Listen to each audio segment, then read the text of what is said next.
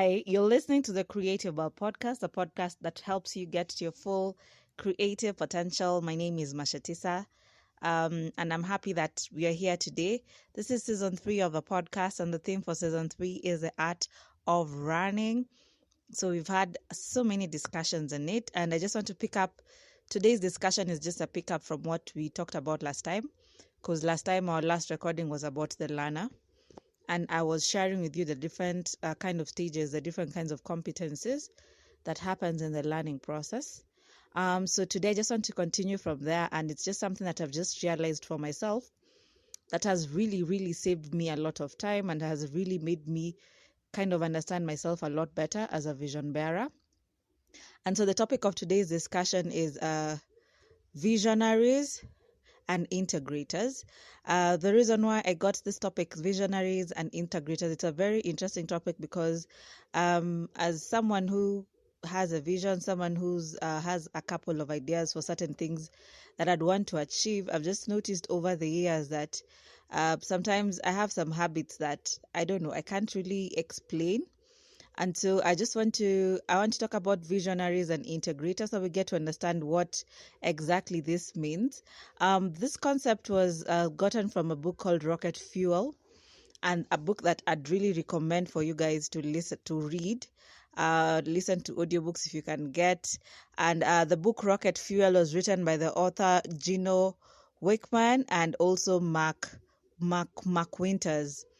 So one of the things they talk about is a rocket fuel is ideally like what is needed for you to launch or for you to have successful companies.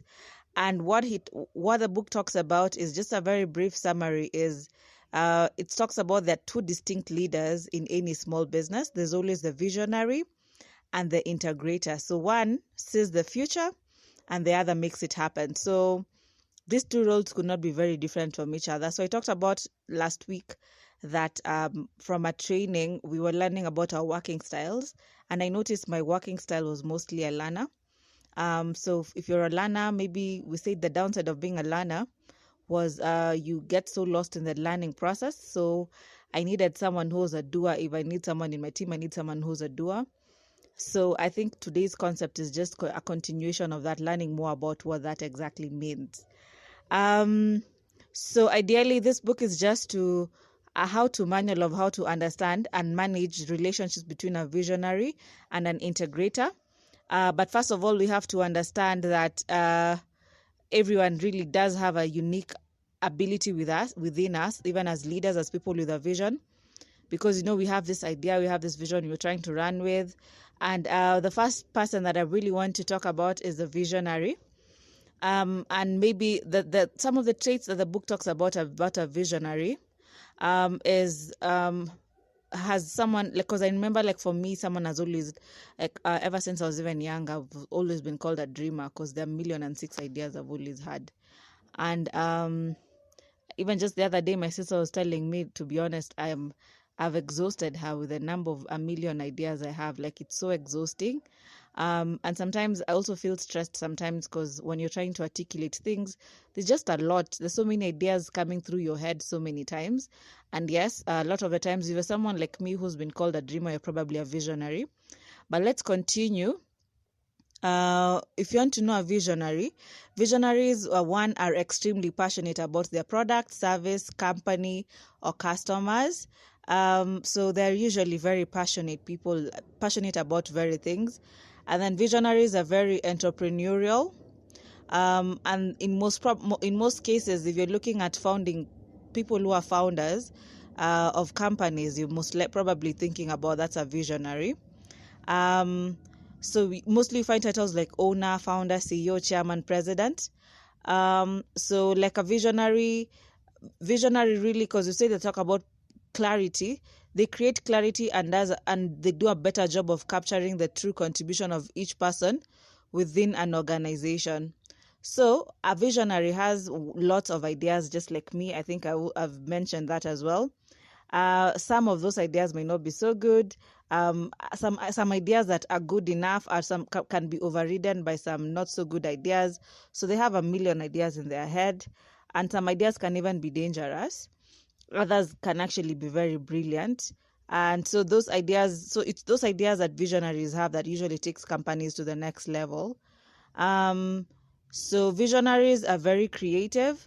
They are very good at, they're solving, they're problem solvers. They're good at coming up with problems, solutions to problems. They are learners, and that's something I noticed from my working style the other day. They enjoy discovering new ideas. They enjoy learning about new ideas, figuring stuff out. They love teaching visually, drawing diagrams on whiteboards, flip charts, yellow pads, and just so many things. I think one of the key things about a visionary is the ability to discover and figure out new ways to make things work. And when I was reading this, I was like, this is just what part of my description. Because even if you get to the office, I always have sticky notes all around. I don't know, there's always that issue about a visionary. So visionaries are usually good with research and development for new products and services. So they're always on a pursuit for market and industry and future needs of our clients. So they're really good at providing the vision of the company and just striving for ways to make it better. And so they're great at turning ideas into the future vision, as long as you don't have to implement any of those plans. So we say that visionaries like me have very many ideas, but as long as we're not the ones implementing them, we are good to go. Like, there are so many ideas you can always get from such people. Because of all these amazing gifts, visionaries are creators of almost everything. And 3%, it's actually 3% of the population that creates 2/3 of the new jobs. So visionaries can be described as hunters because they're wired very differently than most people. They're always in hunting mode. They're always hunting for new ideas, new deals, new opportunities, and solutions to very big problems. So if all these things that I'm mentioning are describing you, you're probably a visionary. So for me, I think I just agree that I'm a visionary. Coming up with very many ideas. You're always you love learning, changing things, getting new ideas, getting new deals. But the only catch is when you're the one who's supposed to implement that idea to the very end. And then we said, so visionaries, ideally, if you look at it in terms of weaknesses, visionaries should be able to delegate their role of implementing the ideas in order to elevate yourselves to their true talent. Because something I noticed even about myself is when you're a visionary, so many ideas, it's actually very possible for you to stall and not do anything, because we become a hindrance to our own growth. We're good at coming up with ideas, but like implementation to the latter is one of those things that it's not as strong as suit of a visionary. So it's always good for a visionary to find someone else who'll be like an implementer, so that they can be in their own bubble, because visionaries are very good with marketing. It's like if you look at the case of Walt Disney and Roy Disney. So Walt was like the visionary, Roy was the integrator. So let's talk about the integrator. So integrator is probably like the glue of the company. So they are usually like the visionary's right hand. So when the visionary is coming up with ideas and getting the deals and everything else, it's the integrator that gets the job done. So they're very good. So the visionaries are not so good with like keeping up with deadlines and following people up to the ladder, like keeping people accountable. But integrators are very good at management, keeping people accountable, ensuring the job gets done. So as someone on this side gets the ideas, we need someone on the other side who needs to be implementing those ideas. So integrators are very good with the keen attention to detail. They really love running the day-to-day aspects of the business. They enjoy being accountable for profit and loss and for execution of the business plan. They remove obstacles so that people can execute. So they're more detailed than the visionary. So a lot of the times when you look at it, integrators are not usually the ones that are usually that are appreciated a lot of the times, because people don't know of them sometimes. But without the integrators, you wouldn't hear of the companies or wouldn't have known much about them. So because the thing about integrators is they have this unique skill to execute a vision, and they're very consistent and they stick with a plan to the very end. Because the thing about visionaries, they're not consistent. As long as they're held accountable to implement those ideas, they're good at coming up with them. and like talking about them, getting traction, but they're not good with execution. So the challenge is, like I mentioned, is there's no glory. They're usually the unsung heroes. You don't get to hear of them. Like you'd hear of Steve Jobs, but you don't know the integrator who, like people who put the companies together. A lot of the times is because integrators are usually like killjoys. You know, like for example, I have a couple of people around me who are integrators. I hate them. Okay, I don't hate them like hate, but I don't usually like them as much. Because when you're coming up with 1,000,006 ideas, they just come and telling you, this one won't work, stop this, don't do this. So sometimes as a visionary, you need people like that who just like be honest with you and tell you, don't do this is a silly idea. But I don't know, sometimes you don't like such people, but they're usually straight to the point and they don't even lie, and they always look at potential solutions. So most of the times, integrators are usually viewed as people who are pessimistic and negative. And I know a couple of people who were integrators. I've always thought about them as being negative people, and you always have to be the bad guy because you have to say no. You must make the tough calls. When the team is divided, you're the one who makes the tough choices. And so ideally, for any vision to run well, it's important for you as a visionary to have an integrator, someone who keeps the glue together and ensures the vision is carried forth to the end. So something I really want to comment about this topic today is there's that value of having someone in your team. You know, if you're a vision bearer, like your team is one of the most important things.